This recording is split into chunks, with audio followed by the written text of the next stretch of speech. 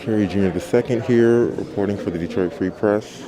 And so was the scene earlier. I know it started earlier at 10 and it's the afternoon now. It's not as active, but what was it like? So there were a lot of people who came to provide in-person public comment to the commission. That's reporter Clara Hendrickson live at the scene of a Michigan Redistricting Commission meeting Thursday. We're at Cadillac Place in New Center, Detroit. It's where a citizen-led group is trying to determine our electoral districts. The meetings are completely open to the public and streamed online for anyone to watch, and they've got an opportunity for public comment. Over 80 folks had signed up to provide in-person public comment. Today, I want to thank you for all the hard work you have done, but I also want to ask you to review the state maps, to have more partisan fairness, and to have VRA districts represented. But I guess I shouldn't say these are completely open, because back in October, the commission closed its doors to discuss two memos they say are about the Voting Rights Act and the history of discrimination. That issue of voting rights has emerged as a kind of key flashpoint and could be a likely contender for a legal challenge against the commission. Now, that closed-door meeting and those memos are causing concern among citizens. Transparency is letting people know. I mean, just what's going on right now about the memo. To be honest, I just feel the whole way that y'all doing this whole process is not fair or right. And y'all are not as transparent as I would expect y'all to be. And they're the subject of a Detroit Free Press lawsuit against the commission. I'm Kerry Jr. II, and this is On the Line.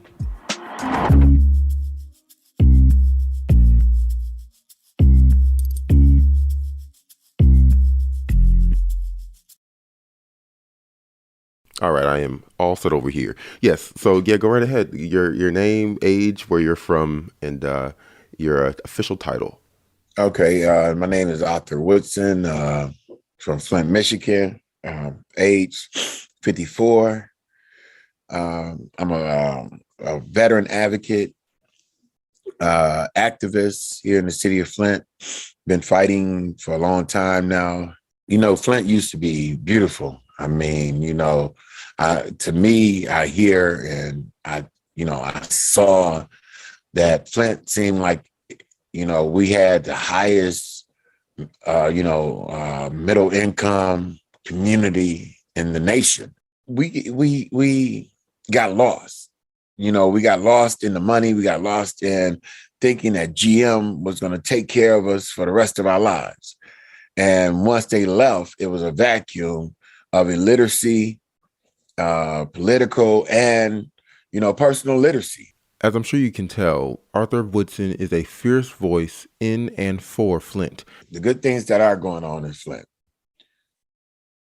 it's not for us. It's not for the poor people. It's hard to speak out against all the good things when we still have these bad things going on. So that's what's going on in Flint. We had the water crisis. We have crime. We have a whole host of things. Recently, however, he's honed in on a particular group of citizens, not politicians, that he says could do great harm to his community. The Michigan Independent Citizens Redistricting Commission.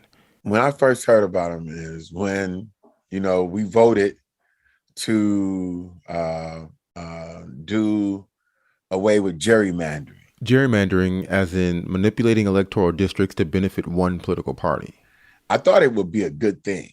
I mean, the individuals, the citizens being over this would be a good thing.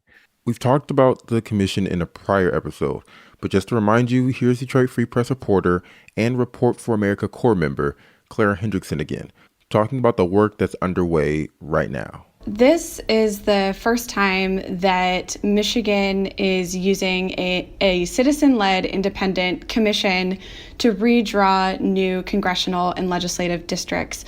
And we have this new commission because in 2018, Michigan voters adopted a constitutional amendment that removed redistricting responsibilities from the legislature and placed it in the hands of this group of randomly selected voters who are responsible for drawing new voting districts in the state. The goal was to end gerrymandering in the state, which has been considered to have some of the most gerrymandered districts. What's going on right now? So the commission spent marathon meetings drawing new congressional and legislative district lines. They went on a statewide public hearing tour to solicit feedback on those lines and then made adjustments to the maps. And the group is planning the last week in December to convene and vote on final U.S. House, Michigan Senate, and Michigan House districts.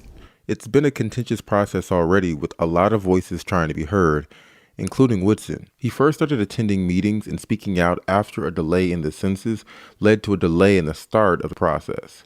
I started looking at, all right, now we get ready to start having some issues here. But Woodson is particularly alarmed right now.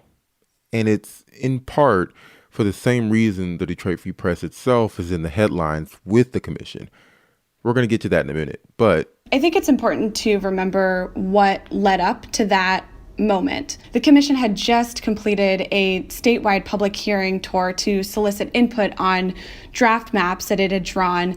And during that tour, it heard from voters, from current and former Detroit lawmakers, civil rights leaders, including the head of the state civil rights department, that its maps violated the Voting Rights Act, which is the federal law that prohibits racially discriminatory voting districts. So Detroit and Flint are two majority Black cities in Michigan, and so the concerns around minority representation are particularly sort of germane and poignant in those two cities. The commission has heard from folks who argue that proposed congressional and state Senate maps that would eliminate majority-minority districts currently in place and state house maps that would reduce the number of those districts would essentially deprive Black voters of an opportunity to elect their preferred candidates.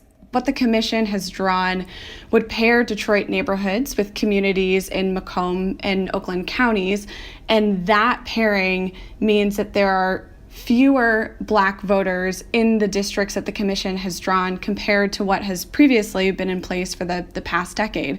And there are concerns that the result is that Black Detroiters are going to be represented by state lawmakers from suburban communities who are not going to effectively represent the concerns of Detroit voters in Lansing.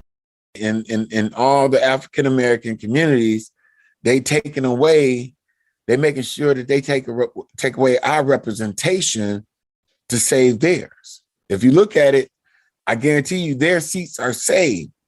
All the white representatives, their seats are saved. But when it comes to the Black community, if you look at the maps, their representatives are either, taken or shrunk down. Democratic Commissioner Juanita Curry had this to say. You can't get a perfect picture unless you throw somebody else off. And that's the thing they don't understand. We want to make everybody happy, but if you make everybody happy, then it's impossible. And so the commission on October 27 was meeting for the first time after that public hearing tour to start discussing and deliberating the input it received. And it voted to meet behind closed doors with its attorneys. And that was concerning to numerous parties. Attorney General Dana Nessel came out and said the closed-door meeting likely violated the state constitution, which requires that the group conduct its business in open meetings. She said certain issues like litigation could likely take place behind closed doors, but this meeting and the memos discussed could not. The commission has said that the memos relate to the Voting Rights Act, and then another memo that it discussed, according to its title, lays out the history of discrimination in Michigan and its impact on voting.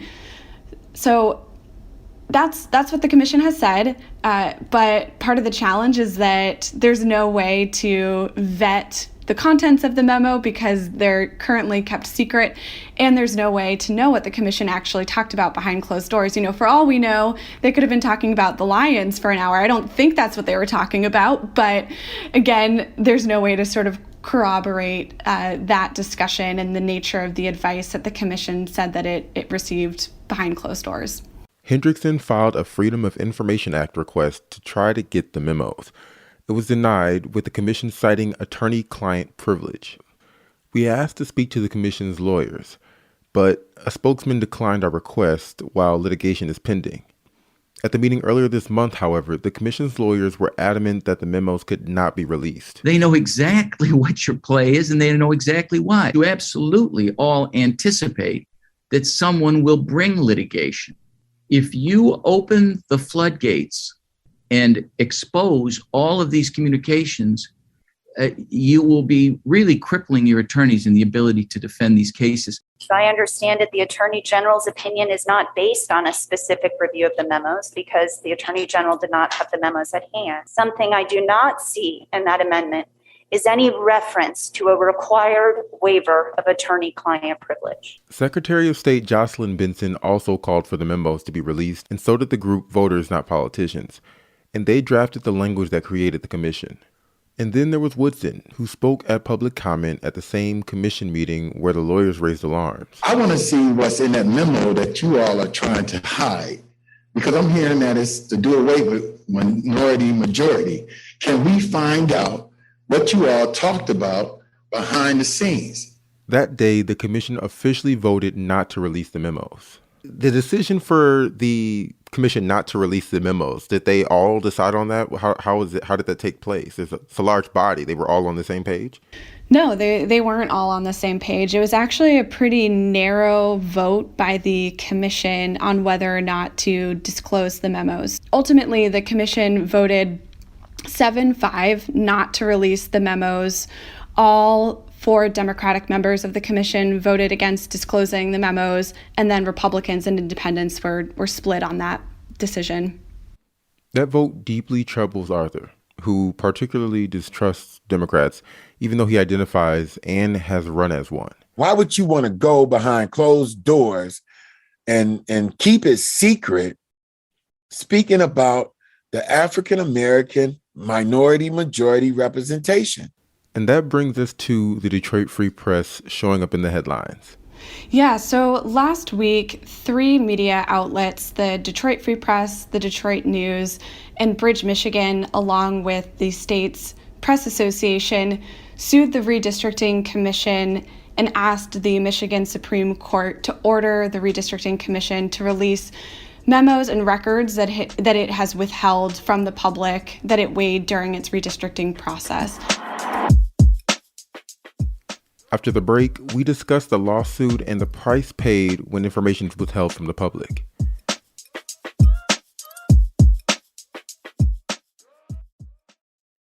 All right, hey, Carlos, just a quick idea. How about if I say, hey, this is Sean Windsor, and you say, hey, this is Carlos Morales, and I'll go, and then we'll go back. You want to try that? Yeah, that sounds good. Okay, you ready? Yep.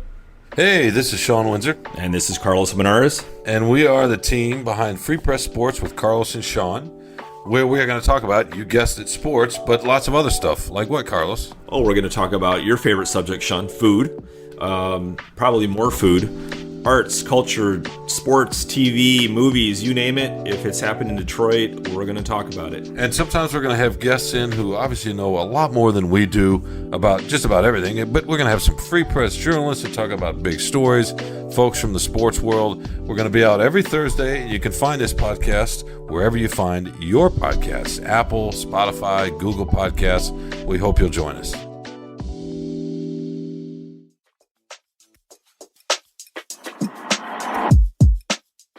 We're back talking with reporter Claire Hendrickson about the lawsuit the Free Press and 3 other organizations filed last week against the Redistricting Commission. To recap, the Free Press requested the release of memos related to a closed-door meeting that was held in October. The commission declined to release them. The commission has said the memos pertain to the Voting Rights Act and the history of discrimination in Michigan and its impact on voting. And Hendrickson says they've noted this about their choice to keep those memos private.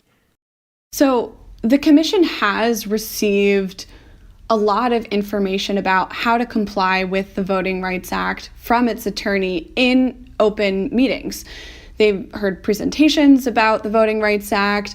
Their voting rights attorney would say, let's revisit this district. I'm not sure that it's compliant. And the commission has argued that the discussion that took place behind closed doors laid out legal risks related to the possibility of future lawsuits. That's sort of been their defense about why they had to go and have this meeting behind closed doors and couldn't provide the legal advice out in the open as they had done previously. Closure inspires more questions. Why are you meeting in secret? Why can't the public know what the opinions of the lawyers are? And to the extent that the commissioners are guided by the lawyers, the public needs to know that. That's Herschel Fink. He's the Detroit Free Press's in-house legal counsel. The government has a lot of information that the public needs to know. So a lot of what I do is fighting for transparency in government, finding government secrets, so to speak, trying to release information that the public needs in a democracy. He has worked with us for over 35 years and has been instrumental in some major lawsuits in the paper's most recent history. Think Kwame Kilpatrick. And 20 years ago, Herschel, along with Free Press reporters, helped set a precedent for deportation proceedings in the U.S. Right after 9/11, the government began conducting secret deportations of persons who the government deemed to be security risks. The Free Press challenged the secrecy of the immigration courts, and the Sixth Circuit ordered the secret deportation proceedings to cease and that they take place in public. So on the topic of these memos, what prompted the Free Press to request that information through the Freedom of Information Act? All of these discussions under the Constitution are to be open and transparent. The lawyers have advised the commission, and the commission has taken the position that no, we can meet confidentially with our lawyers to have a free and open discussion, and the public doesn't need to know what we're doing. Well, that defeats the whole purpose of the Independent Redistricting Commission. So that's, I was alerted by our reporter and advised her and our editors, including executive editor Peter Bhatia, that we have a right to be present. So we're going to take a brief detour here, and we're going to talk about the way we even seek this information. So what other kinds of information does the Free Press get through FOIA? Almost anything that you can imagine. I mean, a frequent one is crime information, what happened in a certain situation, maybe a shooting, a robbery, could be almost any kind of things relating to crime. And there are exceptions in FOIA for ongoing criminal investigations, but they're limited. Mm-hmm. And can an everyday citizen make or submit a FOIA request? Is that something they could do if they wanted to? Absolutely. The Freedom of Information Act is not limited to news organizations. It's explicitly open to all citizens. What is the importance of this type of information and other items that we get through FOIA? Well, it's the essence of self-governance.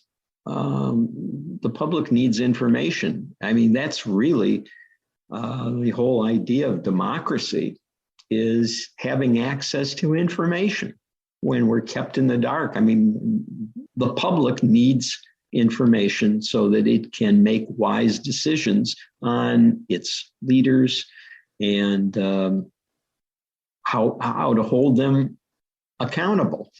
And so what are the effects? What are the effects of when we're unable to gain access to information like this? Well, corruption flourishes. People who are corrupt and have something to hide will hide it. It would be naive to think that all public servants, all public officials are altruistic in doing what they do for the public good. A lot of them, that is true. But there are a lot who it's not true of. That's where the press, independent press, comes in and trying to police this and find out what's really going on. And transparency helps prevent corruption? Well, I think it's really important to be able to review all of the same information that the commission is weighing. It's my job as a reporter covering the redistricting process to help the public understand what the commission is considering as it is drawing new voting districts. So that's why I wanted access to these memos. I have no idea whether or not anything that's in them actually makes for a compelling story or is particularly controversial. That's not really the point. The point is to be able to review and assess them as a reporter to figure out whether or not they're worthy of the public's attention and understanding as folks try to weigh in on the voting districts and provide feedback to the commission on what it wants to see from their work. Folks like Flint resident Arthur Woodson, who had already felt disillusioned with his own party and governance overall. Yeah, I can't wait to see it. I mean, if it's nothing, I'm going to say, hey, you know what?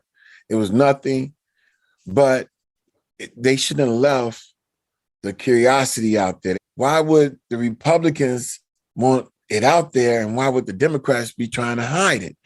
Why would you want them to take you to court and fight you and make it bigger than what it is if it was nothing?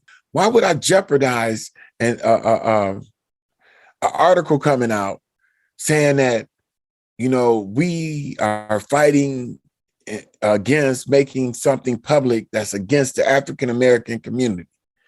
I had faith in it. I mean, it was citizens. I mean, it's a difference between politicians and citizens. I didn't think that they would play politics on a citizens commission, and for them to be playing like that, I am highly upset. That they are doing that. I mean, this right here just took it to a whole nother level.